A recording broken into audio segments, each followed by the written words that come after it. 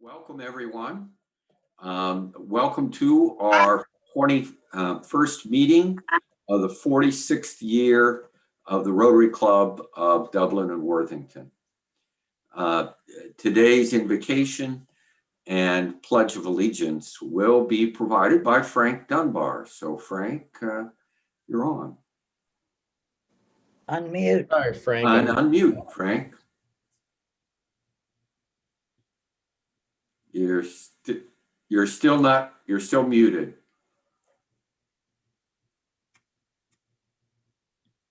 Frank, there should be a button on your screen that's asking you to unmute.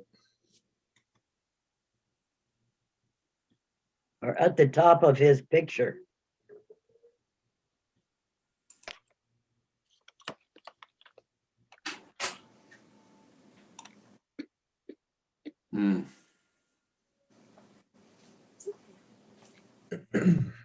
You can do it for him, Steve. If you go to participants, I think you have control. Yeah, let's see here. Yeah, it only gives me the option to There ask. we go. I think you're unmuted now. Thank you. I lost the whole thing a minute ago when I tried to unmute. Oh, The invocation. Our Father, to you we pray. Help us to listen that we might hear. Help us to look that we might see. Help us to learn that we might know. Know that with strength we can do for others that which they are unable to do for themselves. And for that strength, we ask you to bless this virtual gathering of Rotarians. In your name we pray. Amen. I pledge allegiance to the flag of the United States of America and to the republic for which it stands, one nation under God, indivisible, with liberty and justice for all.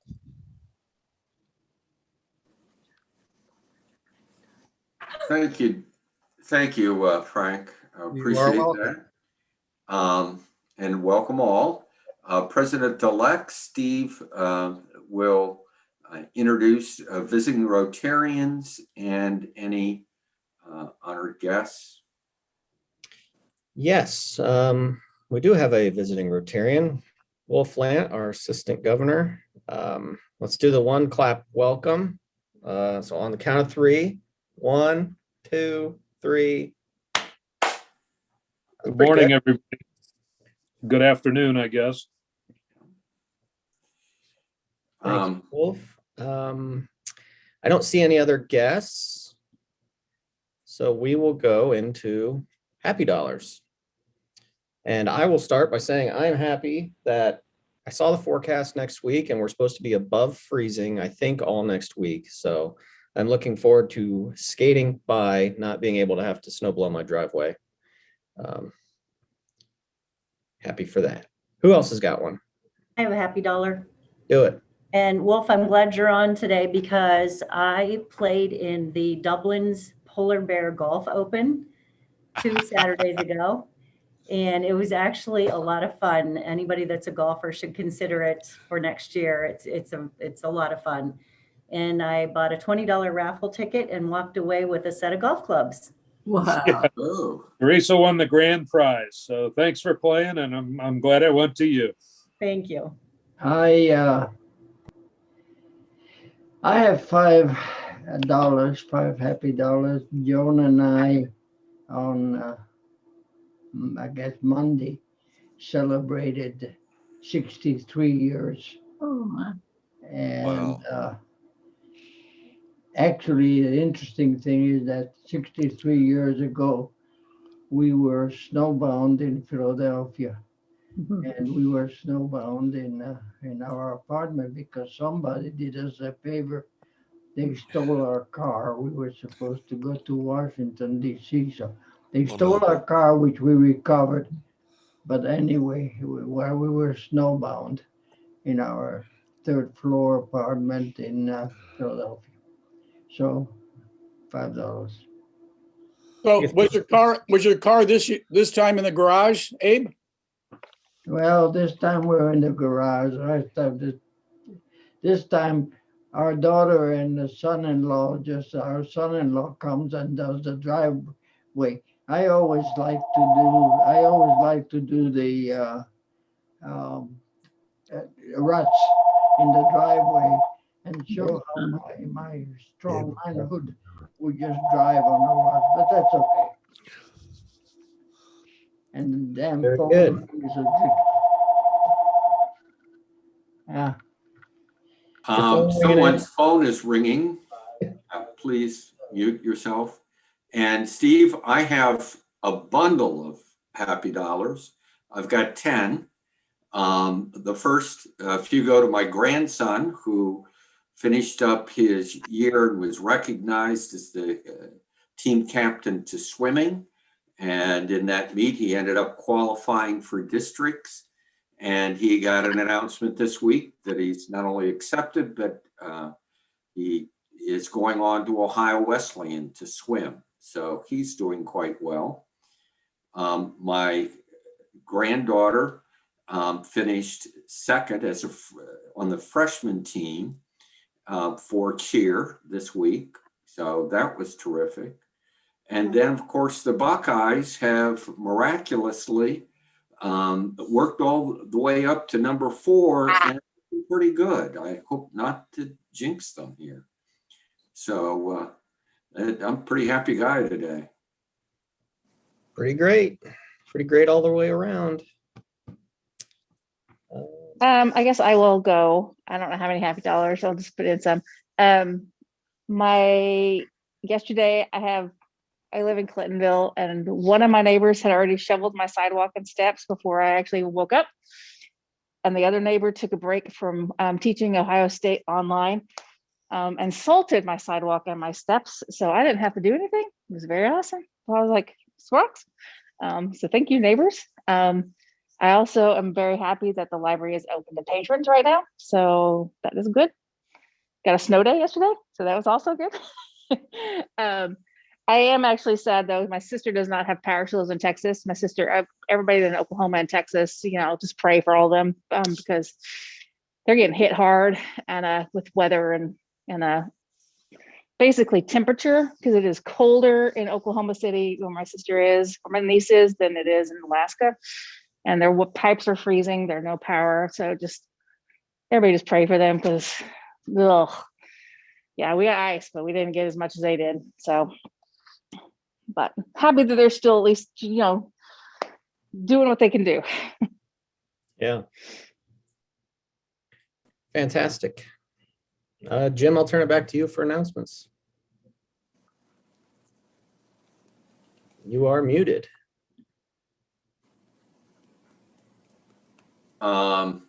We do have at least one announcement, and Wolf, you're on. Thank you, Jim. Couple announcements today. One is that tonight is President-elect training for Steve and anybody else who would like to join, who's in the president lineup. February 23rd is Happy Birthday Rotary. It's our 116th birthday. So it's also the anniversary of the first mass polio vaccine given in Pittsburgh, Pennsylvania in 1954. So a bit of trivia there for you. Our district gala, which is for all major donors in our district, is on February 25th from 5:30 to 6:30. And that's open to anyone, whether or not you are a major donor or not, just to celebrate those in your club who are. So you're welcome to do that. And there should have been an email coming out that gives you a link to join that virtually. Last thing is the district conference is on May 14 and 15. Again, that'll be virtual, and you can sign up for that in the next week or so. And that's it for announcements. Thank you. Question Thank for you. Wolf. Appreciate the. Yep. In the last email I got, it said that sometime this week we'd get a link for the grant training. Do you know if that's going to happen? I don't know when they'll send that out. I know that it's coming. And I think it'll be the same link that that you did last year. So Price Finley put a video together for district grant training. Rotary is redoing that. So I think this will be the last year that we're using Price's video. But you can find that on the district website. If you don't get it this week, let me know and I'll chase it down for you and send you a link for that. But it should be coming shortly. Well, I appreciate that, but I'd also like to suggest that leadership take a look at the fact that if you don't change the video, and I was certified last year, why do I need to go through the same training again when there's no change whatsoever? That's because you won't remember it. Yeah. Well, please don't judge. That's a good point, Jerry. I might suggest maybe you skip the video and just go straight to the quiz at the end. I think that's all you've got to do is complete the quiz. But anyhow, yeah, I know Rotary's redoing that whole program, so it's going to be different next year for sure. Thank you. I'll pass along your comment too. Okay, good. Other announcements?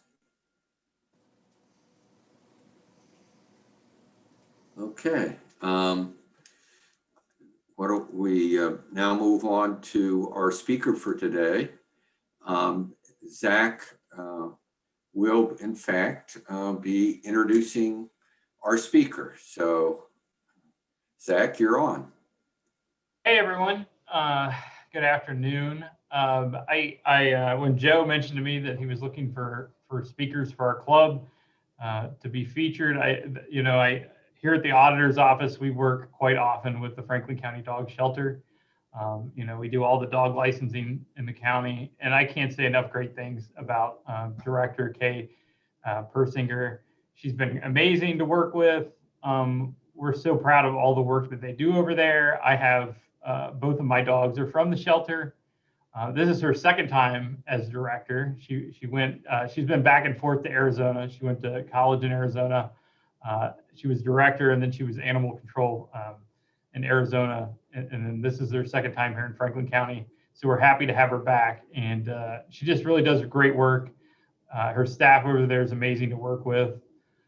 So I'll just kick it to the director. I know she's got some dogs for us this morning. And thanks, Director, for joining us. Well, thank you so much for having me. I'll introduce you guys to Large Marge here. That's what they call her here at the shelter. She is a pit mix, and she has not missed a meal. She's quite the heavy little girl. As you can tell, she likes being held. Somewhat of a lap dog, great dog. She does have gonna require some orthopedic surgery though. And how we do that is through donations only. And we're very blessed in this community that we get enough donations to do those types of surgeries for these dogs and then find great homes for them. So soon she'll be able to go to somebody's house as a medical foster, where we'll continue to make sure she's thriving and gets through this okay, and then finalize the adoption once everything is healed correctly. So if you know anybody that's looking for just a sweet, lovable, big pit mix that's about 5 years old, she would be a great asset to anyone's family. And I will get right into talking about, wow, the pandemic last year. We were really concerned, and I don't even know if that's the right word to use, because throughout the year, we have lots of special events that sometimes clear our shelter of all adoptable dogs. Especially we do those holiday sleepovers at Christmas and New Year's, and that is a lot of people that come into the shelter, and we knew we were going to have to do things drastically different to keep humans safe, as well as try and get these dogs out. We were thinking, what if our intake starts tripling? So the first thing we did was start scheduling appointments for people to come and see the dogs. And we had one counselor to every 2 or 3 people in the family that would come and visit, and appointments would go all day long. And in addition to that, the very beginning of the pandemic, we stopped picking up owner surrenders. They were not allowed to surrender here at all, not even by appointment. We were only taking strays, dogs that have been deemed dangerous to society, other people.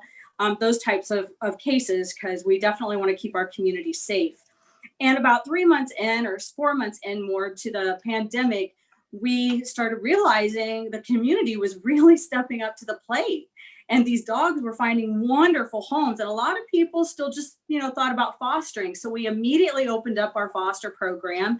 It's basically just a long-term sleepover like we were doing at the holidays. So we didn't have to come up with some big elaborate policy. We just extended that program, and it has been extremely successful.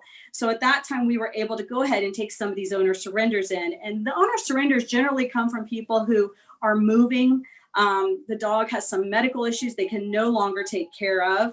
The dog has behavior issues they don't know how to address. And knowing all these things, we also have a food pantry. The food pantry has been here for years, and it is ran strictly by donations. And prior to the pandemic, you had to have a food stamp card or something showing that you met a lower income level in order to benefit from the pantry. But knowing how this pandemic has it struck everyone, there's no, I think everyone at some point was faced with some type of a financial burden. So we lifted that restriction. Anyone that needed food for their dog could come in and get it. And I will tell you, we have emptied that pantry numerous times, which is, I'm very thankful for, because that not only means that people are keeping their pets at home, but people are eating themselves. Because, as a prior law enforcement officer, and even when I worked cruelty cases in Arizona, there were people who would not take medication themselves or feed themselves before they would feed their dogs. And we didn't want that to happen either. So we did a couple of shout outs, thank goodness for the media, that we needed to replenish our pantry. And just last week, we had 1,700 pounds of food come in for the community, for people who may need it. And now that it's cold out there, we get donations of blankets, towels, bedding. We use what we can here at the shelter, but we also will send it home with people if they need it, just in an effort to keep those families together. And pets are their family. And we're starting to do some behavior videos and direct people there too, so that they can help and train their pet as well, instead of turning them into the shelter here. So those are some great things that's been going on, and we've just expanded it. And a lot of people who said, I'm just going to foster for the pandemic, ended up adopting these dogs. And we're very, very thankful for that. And in case some of you don't know, any dog that leaves our shelter to be adopted, some of them medically, it just depends on the medical reason, but all dogs are spayed or neutered. They've had a full vet checkup. They receive, if they need dental work, that is all done before they go home. They have their license, their microchip. And even, I don't know if you can see, if Marge will let me show you here, she has a big scar right here. Come on, sweetie, right there, where she had a big mass on the side of her neck. And it could be benign and nothing, but it could be cancer. And we didn't want somebody taking her home, not knowing, and then her ending up back at the shelter in 6 months to a year because the medical was just too big for someone. So we have sent that off to find out what's going on with her, so that whoever adopts her, will have full knowledge of what the expectations are, and taking care of somebody with whatever she may have. I hope it's nothing, but sometimes they do come back, and there's things we can do, and sometimes there isn't. And that's just life, unfortunately. Our stats for this year, I kind of wanted to give them to you, even though they're skewed a little bit just because of the pandemic and the way we had to do things differently. Over the past several years, we've taken in over 10,000 dogs, and we only take dogs. That's a lot of dogs for Franklin County. We do animal control for the city of Columbus, and we help out in any city within Franklin County that needs our help. We are the only shelter in the state of Ohio that has 24/7 animal control officers. And I'll tell you, they get utilized. Mostly during the evenings and at night, they do a lot of law enforcement assists, where they may be investigating a homicide and a dog is left behind, or a DUI and there's a dog in the vehicle. I could just go on and on with all the scenarios, but there's not a night that goes by that we're not bringing a dog in as a result of a law enforcement assist. So it's great that we have that partnership, and it's great that our police officers out there aren't just leaving these dogs to fend for themselves where there may be nobody home and nobody even knows there's a dog there. So I'm really thankful that we have that service. But since we did things a little differently this year, our dog impounds for 2020 was only 5,305. So that's about half. And that tells me there were quite a few owner surrenders. Now we're hoping that we gave them all the tools they needed to end up keeping that dog and not turning it in, but there could have been issues where they turned it into another shelter. Some of those stats we may never know. We did transfer 289 dogs to rescue. Some of the reasons we'll turn to rescue is because if the medical is so far out of our means, we'll go, or it's going to be such a long-term care and it's going to require a very specialized foster. We'll go ahead and ask a rescue, one of our rescue partners, if they can step up and help us out. We get a lot of dogs in here who have extreme anxiety, where they're even on medication to the point where they do nothing but slobber or just jump up and down constantly. And it's very, very bad on the dog's health, but it's also very scary for our employees and our volunteers, because that's when people get bit. And unfortunately, some of those bites have been extremely bad, where people have been hospitalized for those. And, you know, the dog is just acting out of fear or acting out of anxiety. And the people who are bit have good intentions, but it's just not a good mix in this environment. Some of these dogs just do not do well at all. So we try and get them out of here as quickly as possible and into a rescue that specializes with some of those dogs and their needs. We currently have 711 active volunteers, and all through the pandemic, I did not shut our volunteer program down, but they did have to make an appointment to schedule to come in and walk, help us do laundry, feeding, help in the vet room or medications or for the foster program, or even for public relations. And we have been blessed with very dedicated volunteers who have kind of scheduled themselves, and we've had no problems with cross-contamination or them wearing their masks or taking 6 feet apart. The other thing we did was we typically were open 7 days a week, excluding holidays, but we did close the shelter on Wednesdays and Fridays. We open in the evening on those days if you want to come in and reclaim your dog, but you cannot pull a dog to adopt or foster on those days. The reason we chose those 2 days is because all of our statistics showed us over the past years, those were our least busiest days out of the week, no matter what month we pulled it in. So we thought those 2 days was appropriate. And what that does, it gives us a little more time to really go in and clean those nooks and crannies where people come in and visit that we typically wouldn't give a lot of attention to. Our attention's usually focused, on the kennels and taking care of the dogs too.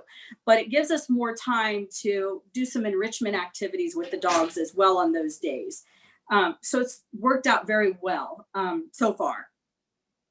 We've had 2,478 dogs adopted, and we've had 1,671 dogs reunited with their family. And that's one thing we are really focused on this year.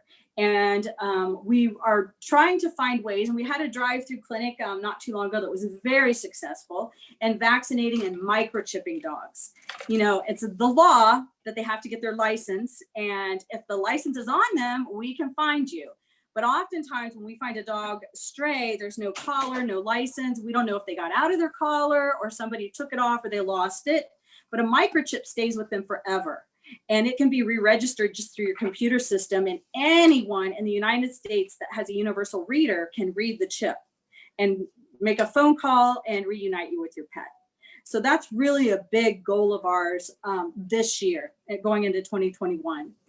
Our live release rate this year, and I think for the last 5 years, has been over 90%. This past year was 92.2%. And it is known as what you consider yourself a no-kill shelter is when your live release rate is over 90%. Because unfortunately, there are those dogs that come in that the best thing for us to do at that point is humanely euthanize if they've been just traumatically hit by a car and they're completely unresponsive to anything we can do for them. And unfortunately, we get those cases in. And we also get some cases in that are court ordered, humane euthanasia, because how dangerous the courts believe that the dogs are. We have few instances where people will bring their own pets in just as an end of life. That's how they choose to be the most humane in their family, is request humane euthanasia. A lot of vets refer them to us because we really don't charge anything for it. I think there's a $10 what we consider donation. If they can't afford it, that's okay. The vets do check the dogs out to make sure that it's appropriate to do that. So that's why we do have that available, and we've found it to be very helpful to the public. I could talk probably for days and hours on all the things that we're doing, especially with my public relations team and the interns we have from Ohio State and the creative stuff they have really come up with during this pandemic, just to keep these little guys in the limelight and keep them, people knowing how to adopt them, how to foster, and how to make the most out of the pet they have at home. So I guess I can just open it up for questions. I know I talk a lot, but if anybody has any questions.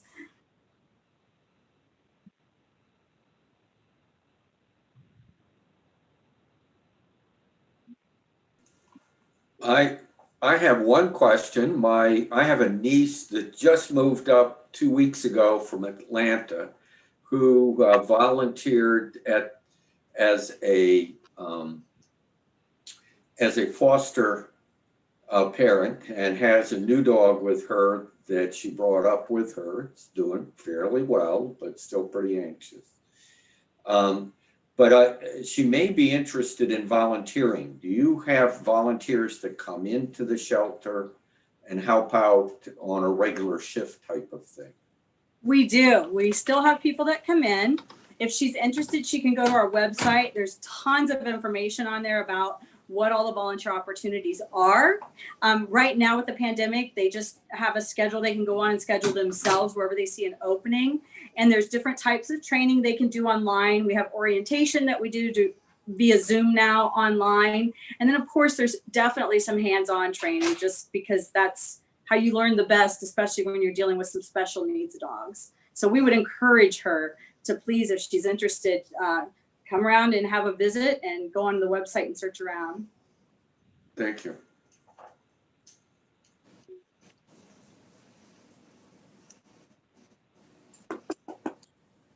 And we will be participating in the, I'm not sure what they're calling it, but it's the Dublin Parade in March. It's the drive-by parade where we'll be stationed and the people come by us.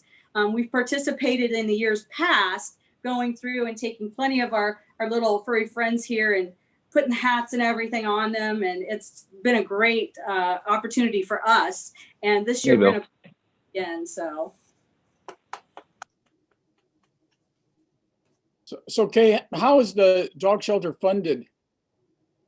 Well, we are funded primarily through tax dollars. The reason animal control exists across the country was it originated because of rabies.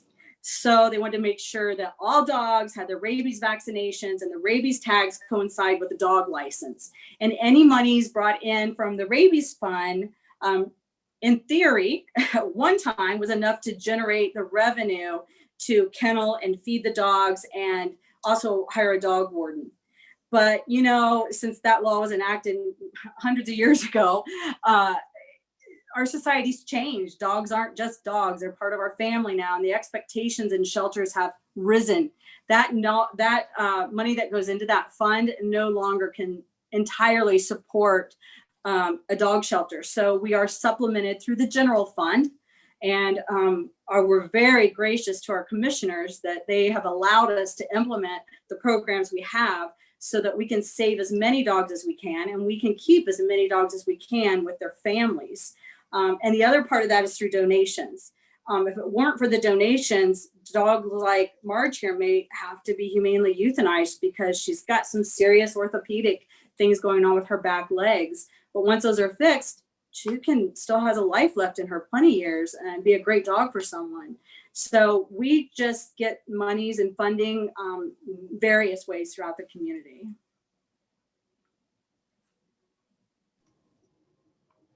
What are some of the challenges you face day in and day out running a dog shelter? Just out of curiosity.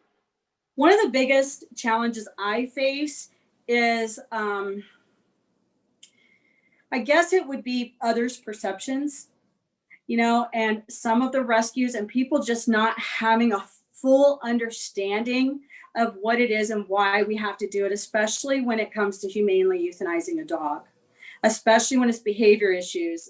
There are days I will get hundreds of hate mail from across the country. I've gotten them all the way from Australia, Switzerland, because somebody will take just a little piece of information and add their own nuance onto that without really understanding the facts. And I respect the fact there are some people who 100%, no matter what, do not believe in it. And I 100% respect them.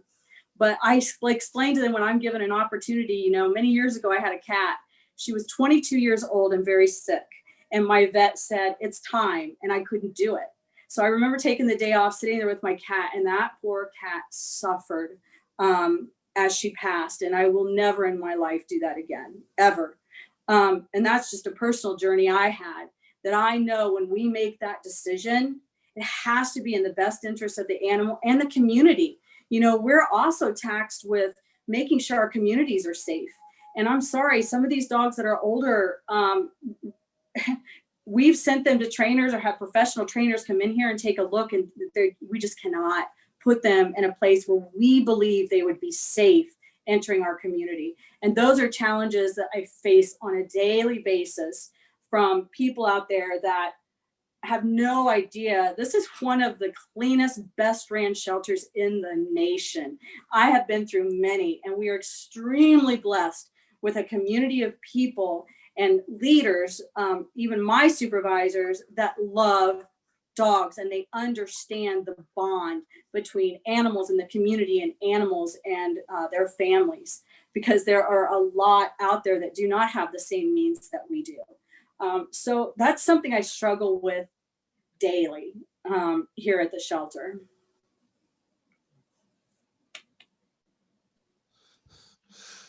Okay. I know you mentioned that the major funding source now for the animal shelter is from the general fund, but what percentage of your budget is still provided by the dog license fees?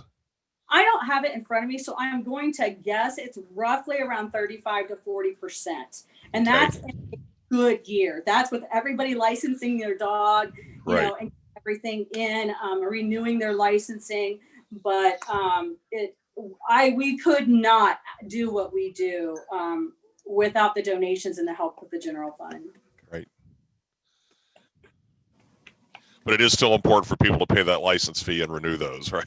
Yes, because the general fund, then if we lessen that, that can go to other things to help with housing and childcare and just your streets, your maintenance, other things that the county provides. It can definitely, that monies can go to help with those things as well. So yeah, it's extremely important to license, not only for that. Once it's licensed, we're able to get the dog back to you.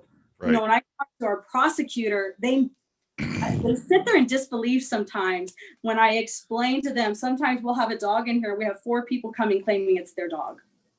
And that is a whole nightmare all in of itself, where we have other dogs sit here and we know who the owner is and they refuse. Or they'll bring a dog saying it's a stray, and they're calling it by its name and the poor dog's crying as they're walking out. So having a license too, or even a microchip, that we do know who the true owner is of that dog. And it's just some of the things, I tell the prosecutor, I was in law enforcement. I was a cop for over 30 years. I never got the emails, the phone calls, the correspondence with regards to a dog that we may have on TV because they were injured or neglected or treated cruelty. And as many people standing up for them as I ever did in law enforcement, even when it came to a child. And I think that's the thing that surprised me the most when I retired as law enforcement and got in this business, was just the overwhelming compassion there is for dogs. And that's not just in Ohio, that is across the nation. Okay, another question. Does it seem like the pandemic has increased the number of people adopting dogs? I mean, it did to me. Yes, absolutely. Our numbers have doubled. Our foster care, like I said, instead of doing the holiday sleepovers, we opened it up from March on. And our numbers here at the shelter, on any given day, you could walk through here, we'd have about 350 dogs. Today, we have 80. And a lot of them are in foster, but that's okay because we still have staff and volunteers that follow up with those foster homes on a weekly basis. We make appointments so they're not just left out there to dry. They're still part of our family. Even when they adopt, we're doing free training every Friday with anyone that adopted a dog here. Bring them on in and we'll help you with some training. And we had some for dog aggressive dogs. That was very limited class size, obviously. And we had to stop that for a little while, but we have since picked it back up just in smaller numbers. But yeah, our numbers for adoptions have dramatically increased. Yes. So Kay, how do you screen the prospective foster or adopted families? It's a little different. If it's a foster and it's a medical, first of all, we have them set through make sure they have all the information they need to be successful. We make sure that they know how to get a hold of us should there be emergency in the middle of the night or something. If they adopt one of those special needs, we forward all the information on the dog to their vet. That way we know their vet has it. We go ahead and schedule the first appointment with their vet so that they ensure the follow-up is being done. If it's a healthy dog with no issues, we do what we call open and welcome adoption, which is endorsed by the United States Humane Society. And that is a completely new approach. We do not put people through third-degree interviews. When you walk in the door, you're wanting to do something right by adopting a dog that has no home. You're also not taking a dog from your neighbor or somebody that's not been spayed, neutered, vetted, had all of its vaccines or licensed. You're coming here to get a dog for the right reasons, and we know you're getting a healthy dog. So when you walk in, we just have that conversation to see what do you think is going to be the best fit for you and what are you looking for? And then we let them freely look around and try and just find the best fit. The old days, they used to want to know, do you have a fenced yard? How many children do you have? Well, to me, I can have a fenced yard today and next week I have a dog and I don't. It doesn't really a factor to me. And if you live in an apartment, we don't call apartments anymore because we don't adopt anybody unless they're an adult. So we tell them, if you live in an apartment, you need to check, make sure you can have this dog, make sure it's the right size, or call them. You're more than willing to do that. Some apartments are still breed specific, but we put that back on the person. We do not do that investigation for them. You know, one of the things that I believe you just mentioned how many people are taking in dogs. It's a two-way street, and we're presently in a situation that many people, because of their isolation, their distance from others, there's a real purpose that's going on for folks who have decided, and families with children, because the kids don't have as many playmates and as much opportunity. Families are moving on, and even though there's no true way to do a great research double-blind study, but I think there's some real opportunity to collect some information from people who are doing fostering and are doing adoption, and how it changes them. I'm from mental health, so I just wonder if you're beginning to look at that as this is an opportunity, especially since people have taken in a lot more animals and kind of a follow-up with them about how they're changing and what benefits they saw from their own experience. Yeah, it's interesting you bring that up. We are currently working with Ohio State University. We work with them all year on different topics. We work with their veterinarian school and a lot of vet assistant schools like Columbus State or just around the state of Ohio. And one of the studies they're doing right now is exactly that. They've got a questionnaire, a website, and when it's all done, we will get a capstone preview of what the results were from these students. And when they come in, we usually meet with them and their professor first to find out just the parameters of their study and what it is that they're hoping to discover in this. And we've had a great partnership with them, and they have actually given us some great ideas that we've implemented. And it will be interesting, but I am a big proponent in believing that animals in general can really help somebody with their mental health, even if they don't own one, but taking a dog to a nursing home, which we used to do prior to the pandemic, and giving all the patients, a few minutes to play and pet the dog and see the smiles on their face. So yes, we are aware, and we're hoping to get some great results from OSU. Well, I can testify to that. We have a 10-year-old schnoodle, and what it has helped me is I have to walk him. Of course, now I can't. I worry about slipping and things like that. But I have been able to walk him throughout the pandemic, and that has helped me to keep myself and him. I actually always license him, but I very often see dogs which are not licensed.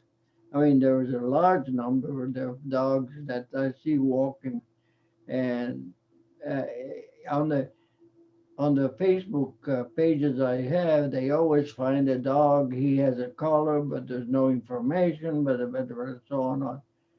And it is a help for us. Now, the dog is 10 years old, so it's young legs compared to mine, but that's okay. He loves the snow, but it's too cold now. But otherwise, my daughter walks him now. And, so I can. So dogs, animals provide that unconditional love. It doesn't matter what kind of day I've had or anybody has. I'm blessed in this job that I can go back and just find a dog to snuggle with and just forget about everything even if it's for just a few minutes. I know for a fact it brings my blood pressure down every day. I see a lot of people walking two dogs. I wish they'd give them companionship for that dog, but I just couldn't handle two dogs. I'd like to kind of bring this to a close, but ask Kay, are you able to stay around after our formal meeting is over for any other questions? Yes, certainly. Mm-hmm. Okay, thank you. What a wonderful presentation. We're a family of animals around my home, but I appreciate all that you do here in this community. And it really has been, from what I've observed during this time of COVID, a real opportunity for families to relook at bringing in animals into their home and benefiting from that, and the animals benefiting. So thank you so much for coming today. You're welcome. I'd like to now move on back to Wolf, who has a presentation, and then we'll go to the closing after that. Wolf? Thank you, Jim. I'll make it brief. I also forgot to mention that this month is a Rotary Foundation month, and the district will match any contribution you make to the Rotary Foundation between $100 and $1,000. So if you would like to be a Paul Harris Fellow, this is a great way to do that for half price. Secondly, I've got a couple of 125 Club members to induct, if I might. And the 125 Club is a construct of our district awarded to people who have donated at least $100 to the Rotary Foundation and $25 to Polio Plus. Polio Plus obviously is in support of Rotary's efforts to eliminate polio throughout the world. The four new members are Frank Dunbar, Ro Morrow, Darnell Perkins, and Tim Shear. So on behalf of District Governor Steve Heiser and the 6690 Rotary Foundation Committee, I'd like to welcome you to the 125 Club and present you with your pin, which I will mail to you in the next week. Thank you very much. Thank you. And congratulations to those who are now members of 125. the matching is a tremendous opportunity because it really does accelerate your ability to be a Paul Harris. So I'd encourage everyone to make that consideration. And that goes to the month of February, correct? Yes, just till the end of the month. So between a $100 and $1,000 donation, the district will match it 100% till the end of February. Okay, we'll make sure that we get out that information here shortly. Well, the next week's meeting actually is coming. We're going to do something that is coming back by popular demand. We will be doing a dividing into chat rooms so that you get acquainted with and talk and have more interaction with other club members. And in particular, we're working with Surviving and Thriving during COVID-19. We'll be having this club experience where we'll be connecting and learning from each other. So we have some well-planned questions and interaction possibilities. And as we hopefully move closer to coming to an end, it's important that we also kind of look at our experience here. And so I encourage everyone to attend next week's meeting. The last time we did chat groups, almost everyone was actually very enthusiastic because it gives us the opportunity to interact with each other, not on a large Zoom meeting, but in smaller chat groups, and people enjoy that. So please do participate next week and attend that meeting. I think, folks who did that the last time were enthusiastic, and it does give us an opportunity. And now, before we adjourn, please join me in reciting the four-way test. And of the things we think, say, and do, first, is it the truth? Second, is it fair to all concerned? Third, would build goodwill and better friendships. And fourth, would be beneficial to all concerned. So I invite you to stick around if you would like for additional questions and conversations with Kay. Otherwise, have a good week. And again, please do attend the meeting next week on both the surviving and thriving during COVID-19.